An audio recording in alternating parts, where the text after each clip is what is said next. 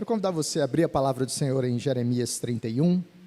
Nós vamos ler do versículo 31 até o versículo 40.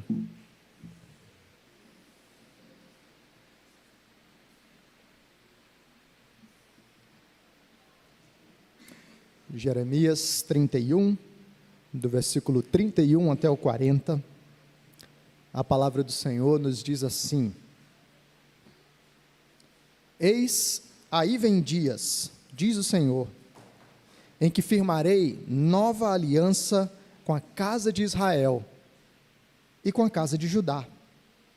Não conforme a aliança que eu fiz com seus pais, no dia em que os tomei pela mão para os tirar da terra do Egito, porquanto eles anularam a minha aliança. Não obstante eu os haver desposado, diz o Senhor, porque esta é a aliança que firmarei com a casa de Israel. Depois daqueles dias, diz o Senhor, na mente lhes imprimirei as minhas leis, também no coração lhes inscreverei. Eu serei o seu Deus e eles serão o meu povo. Não ensinará jamais cada um ao seu próximo, nem cada um ao seu irmão, dizendo, conhece o Senhor, porque todos me conhecerão, desde o menor até o maior deles, diz o Senhor, pois perdoarei as suas iniquidades, e dos seus pecados jamais me lembrarei. Assim diz o Senhor, que dá o sol para a luz do dia, e as leis fixas, e a lua, e as estrelas para a luz da noite, que agita o mar e faz bramir as suas ondas. Senhor dos exércitos é o seu nome. Se falharem essas leis fixas diante de mim, diz o Senhor, deixará também a descendência de Israel de ser uma nação diante de mim para sempre.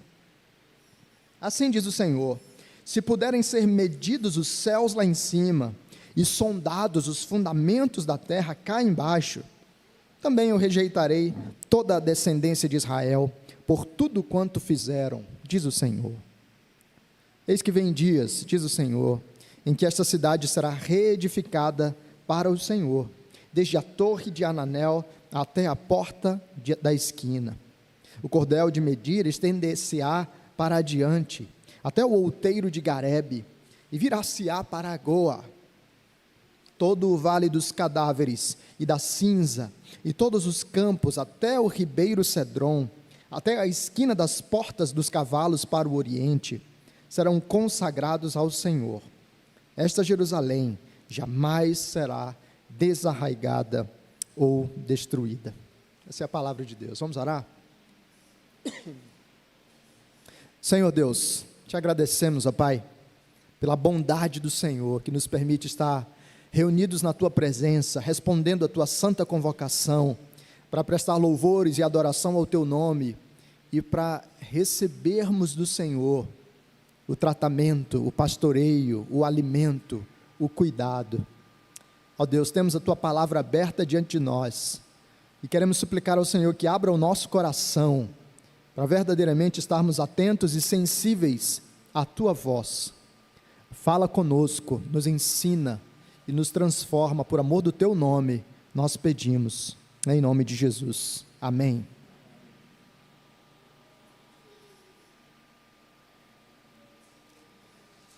Todo início de ano, na nossa igreja, nós buscamos fazer um processo de alinhamento daquilo que a gente deseja cultivar como igreja.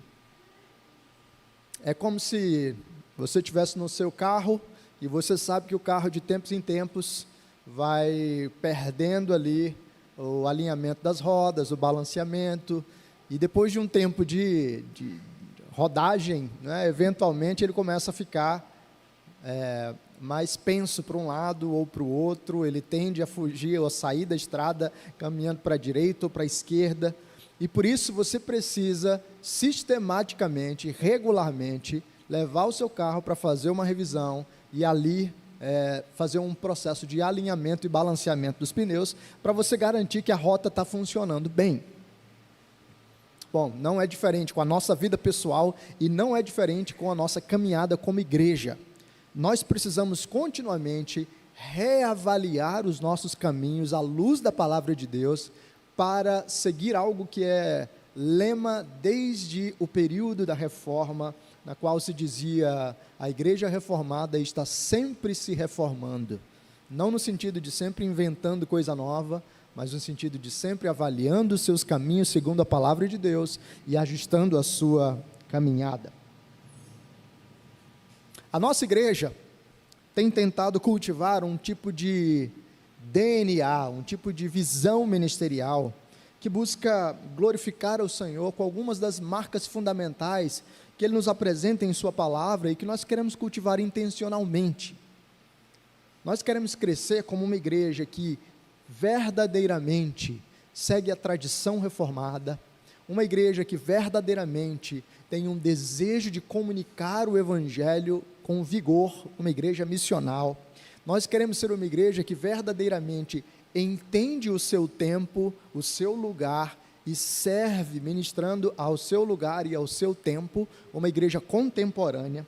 Nós queremos ser uma igreja centrada na palavra de Deus, a partir da qual todas as programações, eventos e, enfim, a estrutura e o estilo de vida da igreja flui do ensino e do alimento da palavra do Senhor, uma igreja educativa.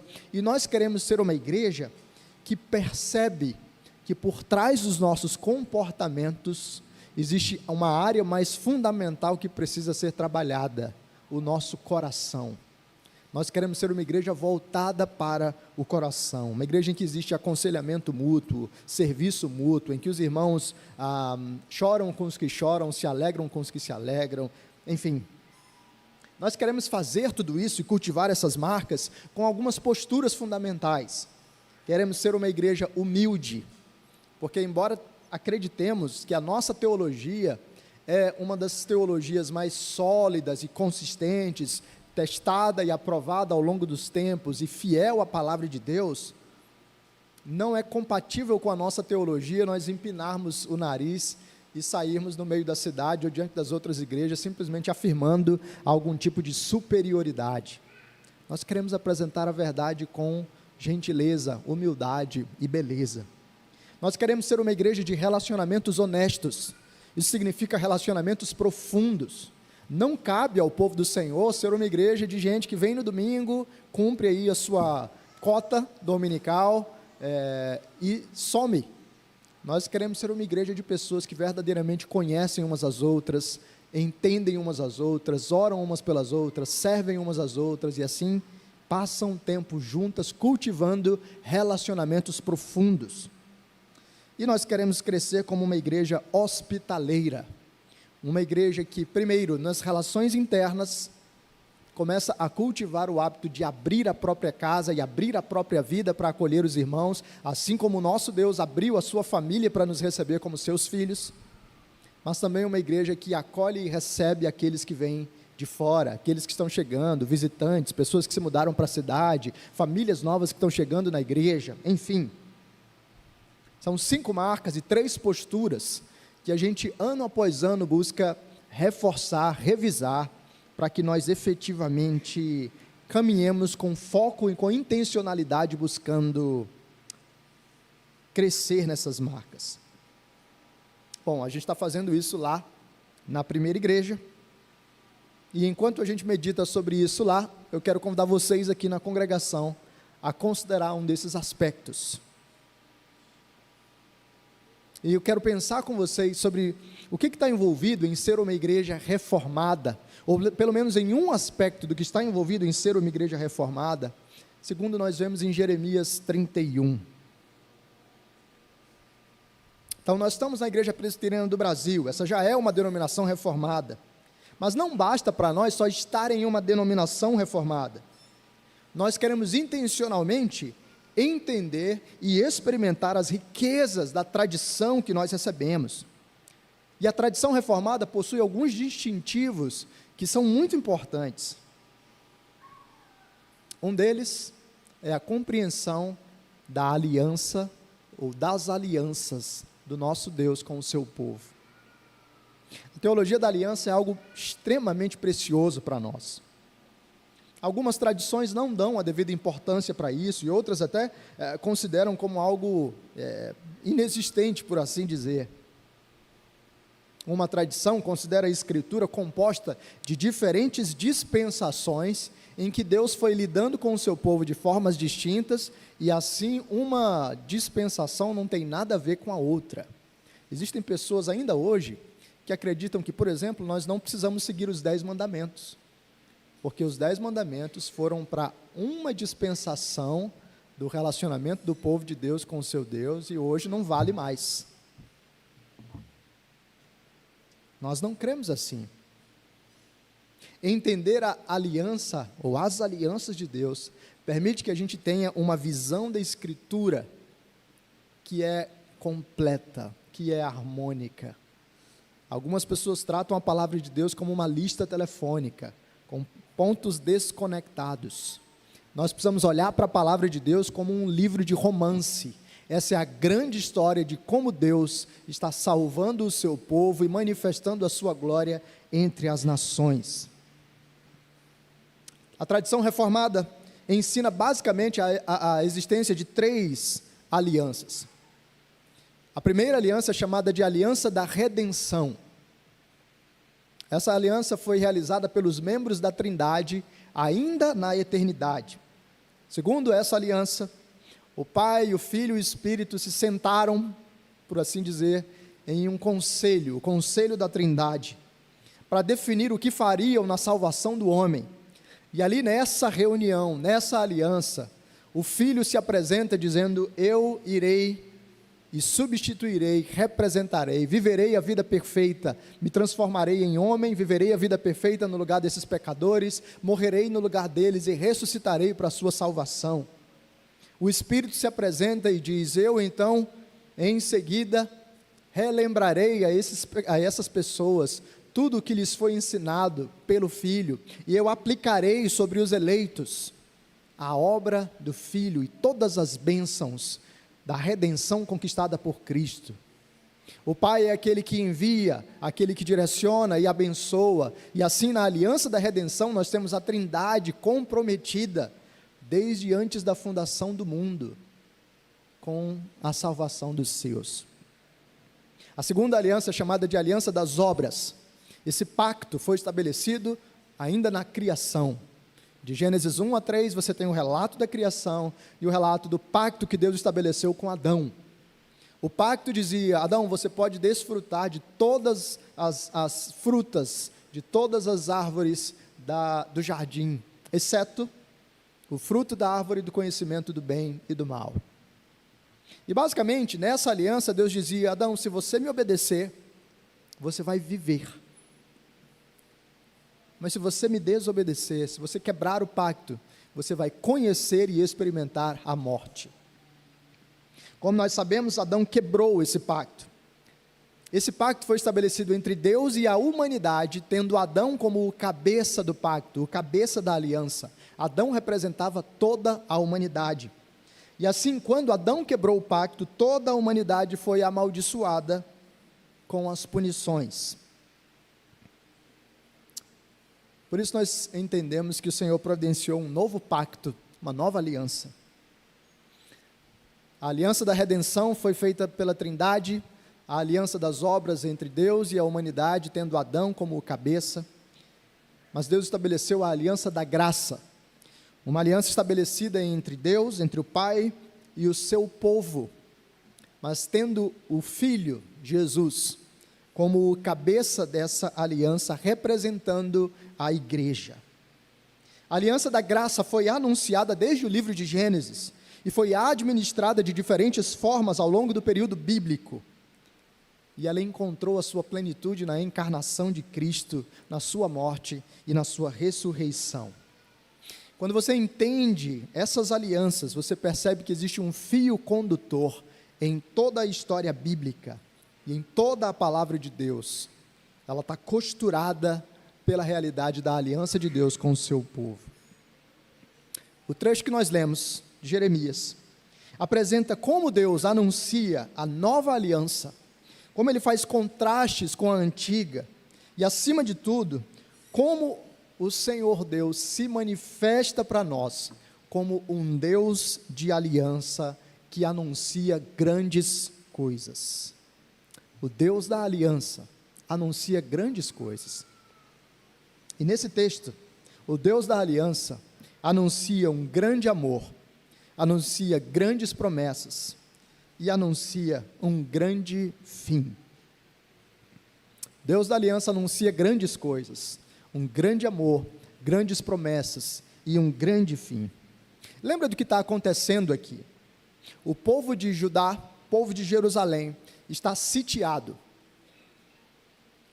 Lembra que o reino de Israel já havia sido dividido, né? Reino do norte, reino do sul. Por causa da desobediência do povo, o reino do norte, cuja capital era Samaria, já havia sido invadido pelos assírios e já estava desolado em grande medida. Mas agora o reino do sul, que havia sido preservado pelo Senhor, com a sede, com a capital em Jerusalém, já começa a contemplar a sua punição. Algum tempo depois eles serão levados para o exílio na Babilônia. Mas agora eles estão cercados, sitiados. E Jeremias profetiza, primeiro confrontando o povo com os seus pecados, anunciando a desobediência e o juízo do Senhor. Mas especificamente do capítulo 30 até o capítulo 33 de Jeremias, ele apresenta para o povo as promessas de restauração do povo de Deus. E é exatamente nesse trecho que nós temos o Senhor Deus reafirmando a sua aliança, anunciando uma nova aliança e nos anunciando grandes coisas. Deus da aliança anuncia grandes coisas, ele anuncia um grande amor. Observa comigo os versículos 31 e 32. Eis, aí vem dias, diz o Senhor, em que firmarei nova aliança com a casa de Israel e com a casa de Judá. Não conforme a aliança que fiz com seus pais, no dia em que os tomei pela mão para os tirar da terra do Egito. Porquanto eles anularam a minha aliança, não obstante eu os haver desposado, diz o Senhor. O que Deus está anunciando para a gente? Ele está anunciando um grande amor. A imagem aqui é muito interessante, né? Deus diz, eu desposei o meu povo, eu casei com o meu povo. Em vários momentos Deus usa essa imagem em que ele é o noivo e o seu povo é uma noiva. Mas essa noiva rompeu a aliança. O povo abandonou o seu Deus. E eu não sei quanto a você, mas muitas vezes, quando eu estou tentando ajudar alguém e a pessoa resiste, fica na teimosia dela, a certa altura eu sou tentado a dizer simplesmente, quer saber? Então vai lá e quebra sua cara sozinho, né? Eu não vou ficar insistindo aqui. Você não quer? Está tudo bem. Mas aqui nós temos a realidade de um Deus que está dizendo o seguinte, vocês me desobedeceram, vocês me traíram, vocês me abandonaram. Não foi uma vez, não foi duas vezes, são séculos e séculos que eu estou caminhando com vocês e vocês estão resistindo a mim. Vocês foram para o Egito, e lá no Egito, vocês ficaram mais tempo do que deveriam, se tornaram escravos. Eu fui lá e libertei vocês. Vocês foram para o deserto e ficaram reclamando de mim. Eu levei vocês para a terra prometida, chegou lá, os espias da terra, temeram mais os homens da terra do que a mim. Vocês caminharam na desobediência e teimosia de vocês. Quando chegaram na terra prometida, finalmente, depois desse período, vocês não me obedeceram. Eu disse que era para exterminar todos os povos à volta. Vocês não fizeram isso. E para piorar, vocês começaram a reproduzir as práticas e padrões de adoração a deuses falsos dos povos vizinhos. Eu levantei no meio de vocês juízes para ajudá-los e salvá-los, mas logo depois do livramento, vocês voltavam para os seus pecados de antes. Vocês fizeram coisas horríveis, sacrificando os seus próprios filhos no altar de deuses falsos. E Deus estava completamente justificado, já que Ele nunca precisou do seu povo, em simplesmente dizer, eu não quero mais nada com vocês. Mas o que o texto nos diz é que Deus agora olha para o seu povo e diz: eis aí vem dias em que eu firmarei uma nova aliança com a casa de Israel e com a casa de Judá. Deus diz: eu continuo amando vocês, eu continuo caminhando com vocês, eu continuo buscando vocês. Nós temos aqui a realidade de um amor que não desiste, de um amor, de certa forma, persistente e por vezes incômodo. Não sei quantos de vocês já chegaram a assistir o filme O Pior Vizinho do Mundo. Esse é um filme interessante com Tom Hanks, e se você me permite, dar um spoiler, contar a história do filme, depois você assiste, a história é bem legal. Essa história de um homem chamado Otto. Ele já é um idoso, e sempre foi um homem meio ríspido, mas agora ele está muito mais, ele perdeu sua esposa, ele é um homem sozinho, ele é um velho rabugento na vizinhança. Ele reclama com os vizinhos porque alguém estaciona o carro fora do lugar, porque alguém faz barulho na vizinhança. Ele é o homem que, enfim, ele quer que as coisas sejam todas direitinhas, e é um homem chato. Ele está amargurado com a vida. E ele está tão amargurado que ele está planejando o seu suicídio. Ele está planejando dar fim à sua própria vida. Então, a certa altura, ele planeja todo o cenário. É curioso, porque ele é muito meticuloso. Então, o plano dele é usar uma arma. Então, ele coloca uma cadeira no meio da sala, e ele coloca proteção de plástico ao redor de toda a sala, para não manchar nenhuma parede, para não deixar nada. E ele está prestes a dar fim à sua vida. Mas de repente ele começa a escutar um barulho incômodo na rua. E é uma família que está se mudando ali para a vizinhança. E essa família é uma família bem desastrada. E eles fazem tanto barulho porque eles estão com dificuldade para estacionar. A esposa fica falando para o marido estacionar de um jeito, de outro, ele não consegue. E a certa altura o Otto fica incomodado, ele tem que sair de lá do seu plano para poder ir resolver, ver o que está acontecendo ali na vizinhança. E a partir dali, começa um relacionamento entre o Otto amargurado e essa família, especialmente na figura da grávida, Marisol, em que essa família começa a invadir e perseguir o Otto. Sempre que ele vai tentar um novo tipo de suicídio, ele vai para a garagem, ele liga o carro, puxa uma mangueira do escapamento do carro até a parte de dentro, e ele liga o carro e ele deixa ali para finalmente experimentar sua morte. Ele vai começar a fazer isso, alguém da família bate lá, e a Marisol bate, o marido bate, os filhos batem. Olha, a gente trouxe aqui um almoço, a gente trouxe aqui uma coisinha, você não quer sair para passear com a gente, você não quer alguma coisa? Esse é um amor que invade, um amor que persegue, um amor que não deixa alguém entregue aos seus próprios caminhos. É exatamente isso que Deus está dizendo para nós. Deixados à sua própria sorte, vocês se destruiriam, mas eu faço uma nova aliança com vocês. Eu não vou desistir de vocês. A minha aliança com vocês é uma aliança eterna, e eu amarei vocês até o fim. Talvez você esteja num momento da sua vida em que você esteja pensando em desistir de Deus. Já tentei isso, já tentei aquilo, parece que eu não consigo vencer algumas lutas com o pecado, parece que eu não consigo me encaixar muito bem na igreja, parece que a doença, Deus nunca me curou disso ou daquilo, e você se sente desanimado e frustrado. Mas olha o que Deus está dizendo. Ele é um Deus de grande amor pelo seu povo, um Deus que não desiste, e a percepção do Deus de aliança deveria renovar no seu coração a esperança e a alegria para continuar a caminhada, sabendo que Deus permanecerá fiel. Nós temos um grande amor anunciado pelo Deus da aliança, mas nós também temos grandes promessas. O Deus da aliança anuncia grandes coisas, um grande amor e também grandes promessas. Deus faz pelo menos 4 promessas aqui para o seu povo. Então olha aqui comigo o versículo 33, ele diz assim: Porque esta é a aliança que firmarei com a casa de Israel, depois daqueles dias, diz o Senhor. Na mente lhes imprimirei as minhas leis, também no coração lhes inscreverei.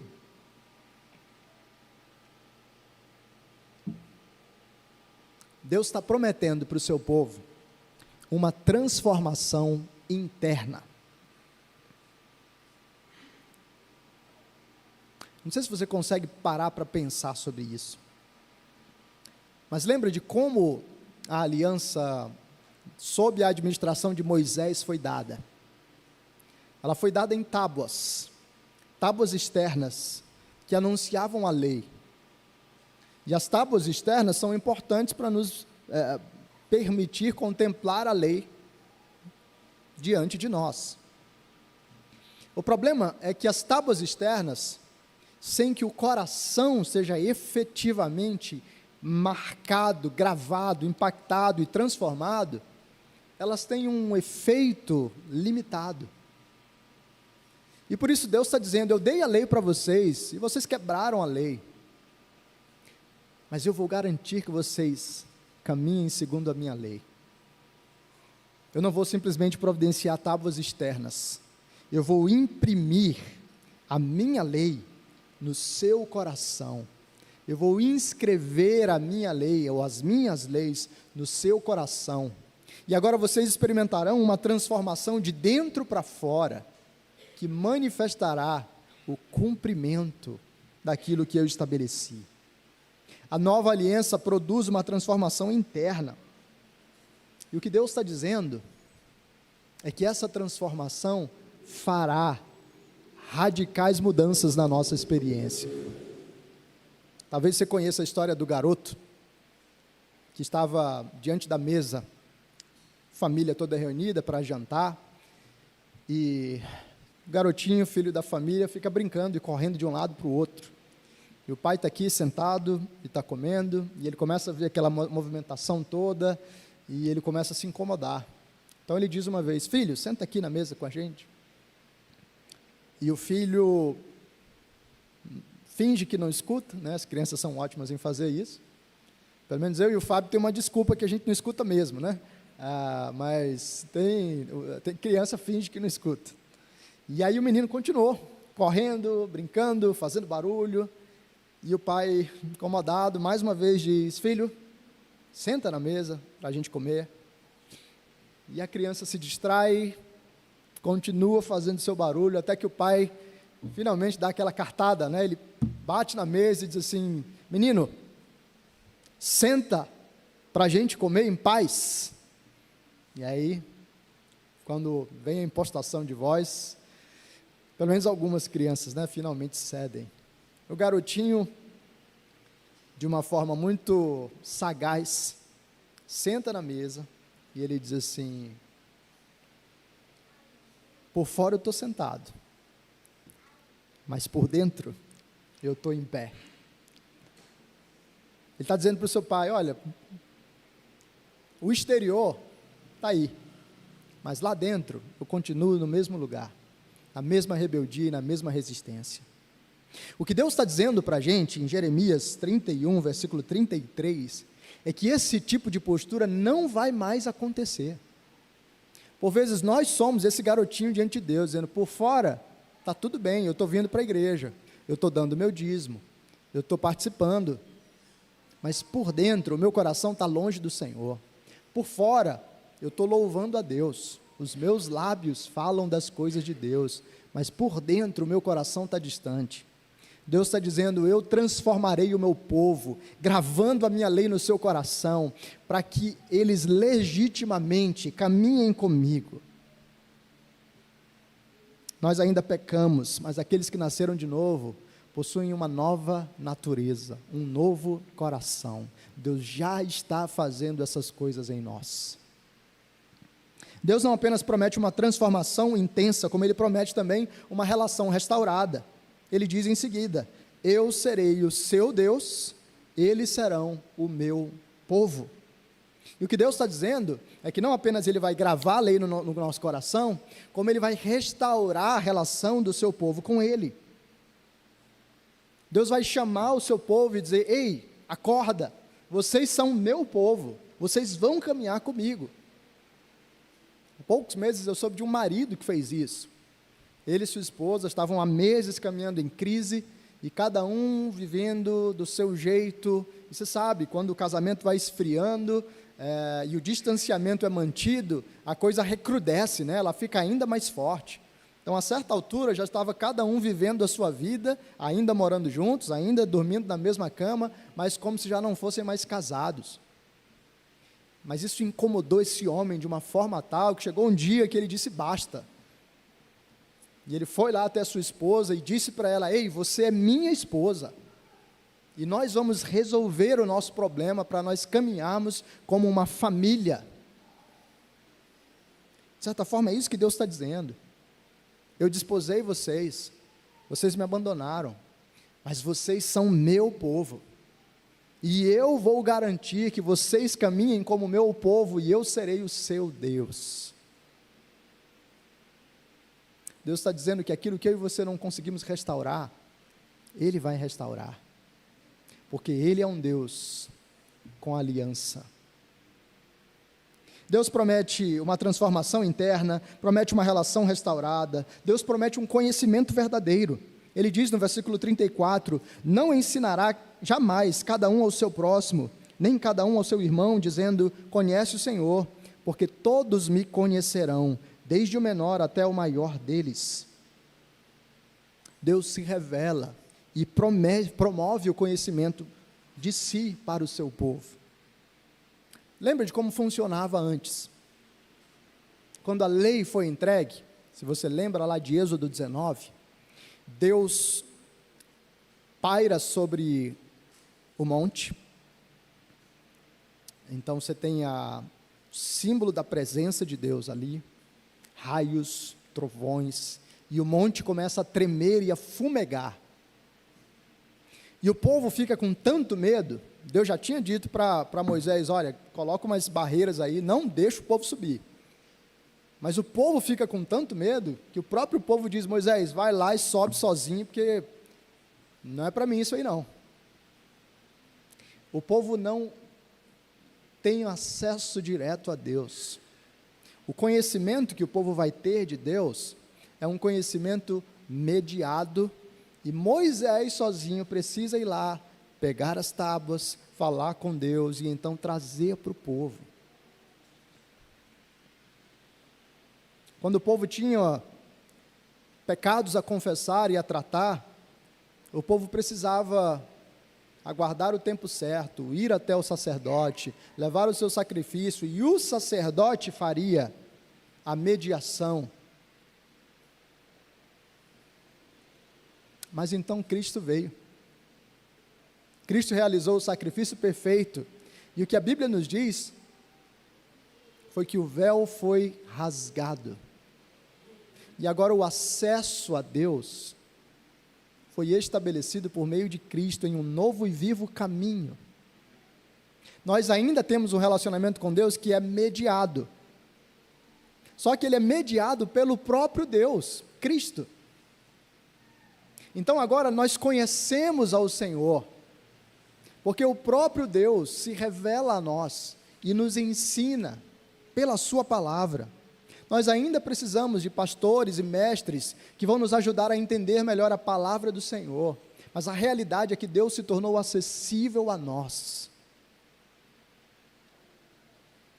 e agora nós temos um conhecimento verdadeiro de Deus, uma transformação interna, uma relação restaurada, um conhecimento verdadeiro, e um perdão libertador.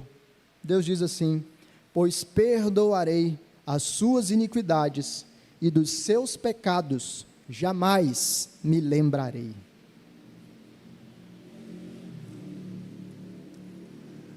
Deus está dizendo, eu sei o que vocês fizeram no verão passado, mas eu nunca mais vou trazer isso. Isso nunca vai ser assunto da nossa conversa, no sentido de que eu nunca vou jogar isso na cara de vocês. Deus perdoará definitivamente. O problema do pecado será resolvido de uma vez por todas. E eu não sei se você consegue entender o peso e a beleza disso. Na tradição romanista, quando alguém peca, essa pessoa precisa passar pelo processo lá da confissão auricular. Então, você cometeu lá seus pecados, de tempos em tempos você tem que aparecer diante do padre, no confessionário, confessar os seus pecados, e o padre vai passar para você uma penitência. Rezar tantas Ave Marias, Pai Nosso, sei lá. Ele vai lá dizer o que você tem que fazer, né? E é bom que ele seja bom de matemática, para ele dar o cálculo certinho de quantas Ave Marias e Pai Nosso você vai ter que rezar, porque se fizer uma a menos, você ainda está em dívida, né? Então você cumpre lá suas penitências, mas o que acontece? Você vai pecar de novo, e você vai ter que voltar lá, e vai ter que fazer novas penitências, e você vai pecar de novo, e vai ter que voltar lá, e vai fazer novas penitências, porque no sistema romanista, você nunca está seguro do perdão de Deus. Você não tem a promessa e a palavra que diz, jamais me lembrarei dos seus pecados. Você vai precisar ficar pagando por eles, até o fim da sua vida. Isso é completamente diferente do que nós fazemos aqui. No nosso culto, nós temos um momento de contrição, de confissão. Mas isso aqui é totalmente diferente de penitência. Nós não temos um momento de penitência no culto e na tradição reformada. Por quê? Porque nós cremos que Cristo, na cruz, pagou de uma vez por todas o preço pelos nossos pecados.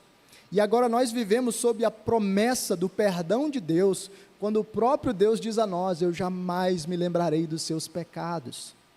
Agora nós confessamos os nossos pecados, suplicando a Deus a administração da sua graça perdoadora derramada sobre nós, domingo após domingo, semana após semana, dia após dia, mas não como aqueles que têm que pagar alguma coisa diante de Deus. O perdão já nos foi dado de uma vez por todas, já garantido por Cristo na cruz, e agora o Deus que prometeu o seu perdão infinito e infalível, derrama sobre nós e reafirma a sua graça perdoadora e libertadora.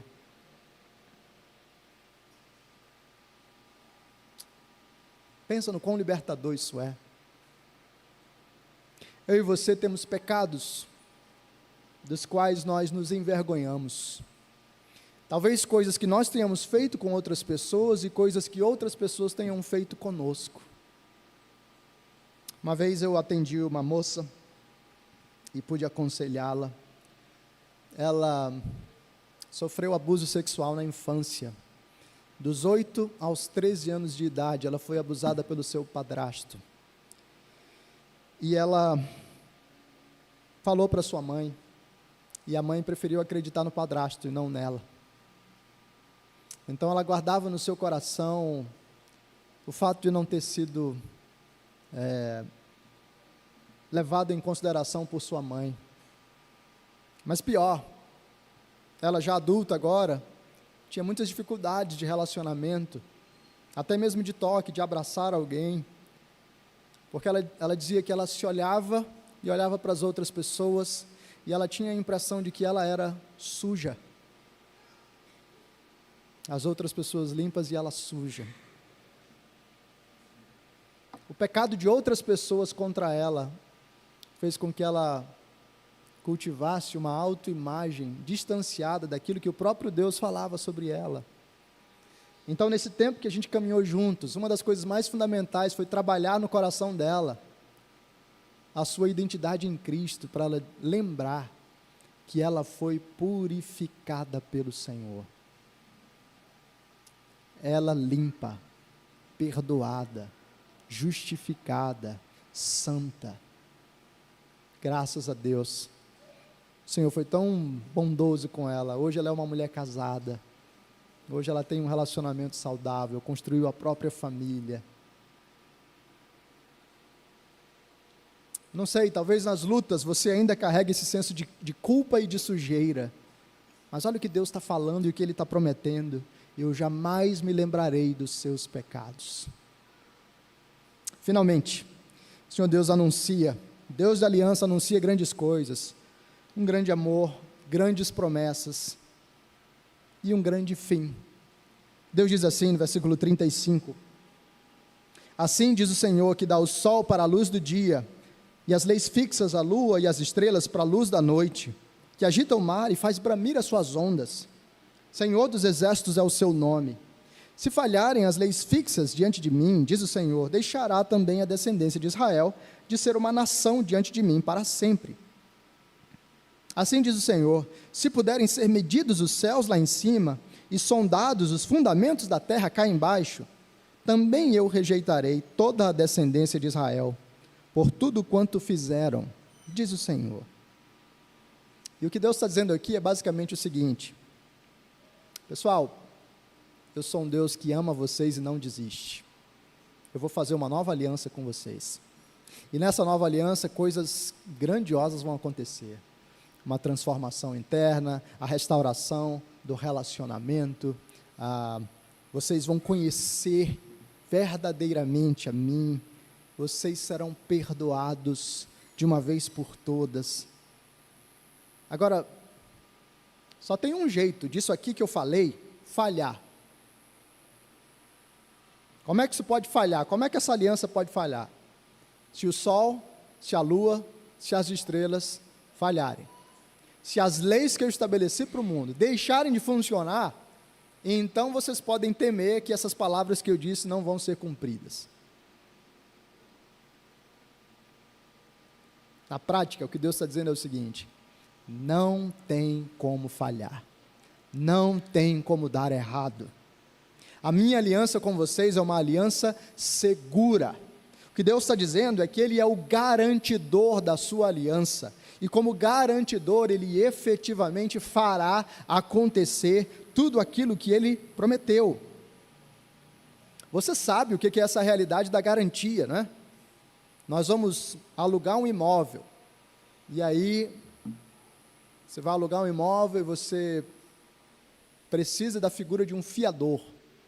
É um garantidor que vai dizer, se ele der calote, eu banco. Então, recentemente agora, a nossa família precisou mudar, e aí a gente está numa casa alugada, e o presbítero Pascoal e a Miriam são nossos fiadores. Então, eu não posso dar calote, porque você vai arrumar problema para ele lá, né?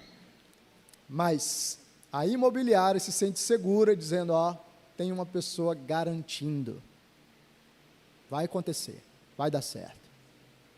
Alguns de nós sentem a garantia, a segurança em jogadores de futebol. A minha mãe dizia assim, olha filho, a seleção da década de 70 era uma seleção assim, estava seguro, você sabia, eles iam entrar em campo e eles iam ganhar. Talvez mais próximo, né? Alguns jogadores tenham essa marca, né? Neymar se garante, sei lá, algum jogador desse tipo. Mas veja, fiadores podem falhar, jogadores podem falhar. Então, para aqueles que viveram ali a Copa de 1990, eu era muito criança, eu lembro basicamente assim da cena do Brasil sendo eliminado, mas não lembro dos detalhes, mas sei que era lá o Zico, aparentemente um garantidor, que ia entrar, bater o pênalti, garantir para o Brasil, e o garantidor falhou. O nosso Deus não é um fiador que falha, não é um garantidor que falha, Ele é aquele que efetivamente diz, se o sol falhar, se a lua falhar, se as estrelas falharem, aí sim vocês podem desconfiar ou duvidar de mim. Não vai falhar. A aliança do Senhor não pode falhar, ela é uma aliança eterna, e a contemplação do Deus de aliança e das grandes coisas que Ele anuncia, um grande amor, grandes promessas e um grande fim, devem encher o nosso coração de tudo aquilo que está relacionado à contemplação desse Deus. Segurança, para todos aqueles dentre nós que andam amedrontados e inseguros, a certeza do Deus de aliança deve trazer paz e segurança para nós. você luta com questões profissionais, com questões financeiras, você luta com questões relacionais, o Deus de aliança está cuidando de você. A certeza do perdão, do amor e da graça. Você luta com culpa, você lembra dos seus pecados, você se sente desanimado na luta contra o pecado. Lembre-se que o próprio Deus está prometendo que Ele grava a lei no nosso coração, o próprio Deus está prometendo que Ele restaura o relacionamento entre nós e Ele, o próprio Deus está garantindo que Ele não lembrará mais dos nossos pecados. A contemplação do Deus de aliança deve encher a nossa igreja de um senso de adoração e admiração, para nós verdadeiramente exultarmos e celebrarmos na presença do Senhor.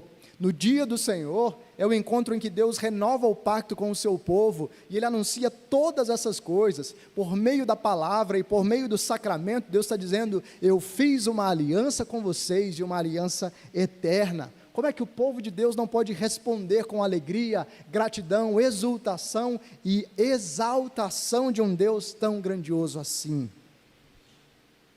A contemplação do Deus de aliança deve providenciar em nós um senso de humildade. Se dependesse de nós, nós já teríamos perdido a nossa salvação. Se dependesse de nós, nós já teríamos saído e nos afastado do Senhor. Mas porque Ele é um Deus de aliança, Ele continua trazendo o seu povo para perto de si.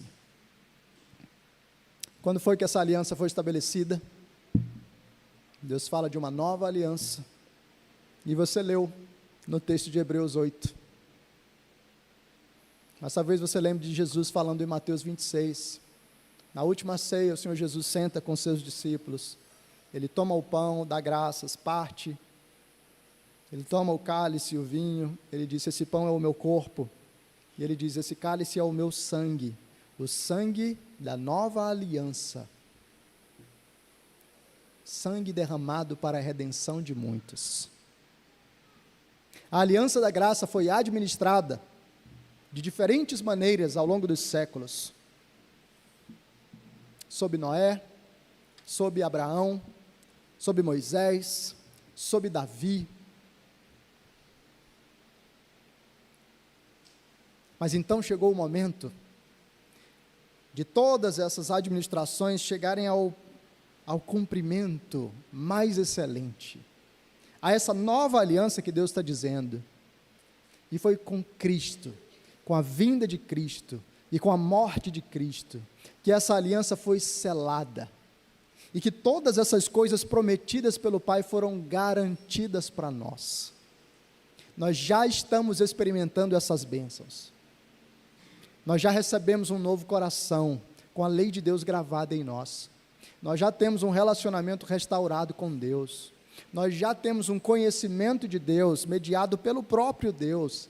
E nós já temos o perdão seguro do Senhor. Mas nós ainda não chegamos à eternidade. Então nós caminhamos nesse momento de já e ainda não. Nós ainda vamos experimentar essas coisas de uma maneira muito mais intensa e muito mais profunda.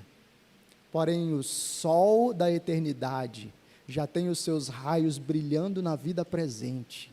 E eu e você já podemos contemplar essas coisas e pela fé viver hoje com alegria, contentamento, segurança e satisfação no Senhor. Se você já tem vida com Deus, lembre-se dessa aliança. Ela é o que garante a nossa caminhada com o Senhor. Mas se você nos visita hoje aqui, se você ainda não tem vida com Deus, se o Senhor Jesus é uma figura distante para você, saiba que você ainda está debaixo de uma aliança com Deus, mas você está debaixo do pacto das obras. E pelo pacto das obras, o nosso representante desobedeceu e quebrou. E a sanção, a punição pela quebra desse pacto é a morte, e a morte eterna. Por isso, aquilo que aguarda você é a condenação eterna por você participar da quebra do pacto, da quebra da aliança com Deus. Mas antigamente, no Antigo Testamento, Deus havia promovido uma coisa muito interessante. Quando alguém cometia um tipo de crime, vamos chamar assim, não intencional. Alguém estava martelando alguma coisa e de repente o martelo escapulia da mão e batia na cabeça de alguém e matava essa pessoa. Não era uma morte intencional, dolosa. Então essa pessoa tinha uma possibilidade de ser liberta da morte. A família daquele que foi morto poderia correr atrás para matar você, mas tinha uma forma de você ser salvo da morte. Você tinha que correr para uma das cidades de refúgio, e se você chegasse na cidade de refúgio, você estaria protegido, porque ali você não seria tocado. Cristo é a nossa cidade de refúgio. Você cometeu um pecado contra o Senhor, e agora os seus pecados o perseguem, para que você experimente a morte final e a condenação final. Mas se você correr, e se você se refugiar em Cristo, é o próprio Deus que diz, você será liberto da morte e da condenação do pecado, e você entrará em uma aliança com o Senhor, agora a aliança da graça, experimentando todas as bênçãos e promessas que nós lemos em Jeremias 31, fazendo parte agora da sua caminhada, e não simplesmente da caminhada das outras pessoas. Arrependa-se do seu pecado, creia em Cristo, corra para Cristo, e a salvação chegará à sua casa. Vamos orar? Senhor Deus, nós queremos te louvar pela tua aliança, queremos te louvar porque o Senhor é um Deus cheio de graça e de bondade, queremos te louvar porque o Senhor não desiste de nós, apesar da nossa rebeldia e teimosia. Queremos te louvar porque o Senhor transforma o nosso coração, porque o Senhor restaura o nosso relacionamento contigo, porque o Senhor promove o verdadeiro conhecimento do Senhor, e porque o Senhor se esquece dos nossos pecados. Queremos te agradecer porque o Senhor nos deu segurança de que a tua palavra é fiel, e de que essa aliança é eterna e verdadeira. Por isso nós te louvamos e pedimos ao Senhor que promova no nosso coração, a partir dessa contemplação da tua aliança, as disposições corretas de vida, para caminharmos em santidade, obediência, humildade, alegria e liberdade, para a glória do Senhor.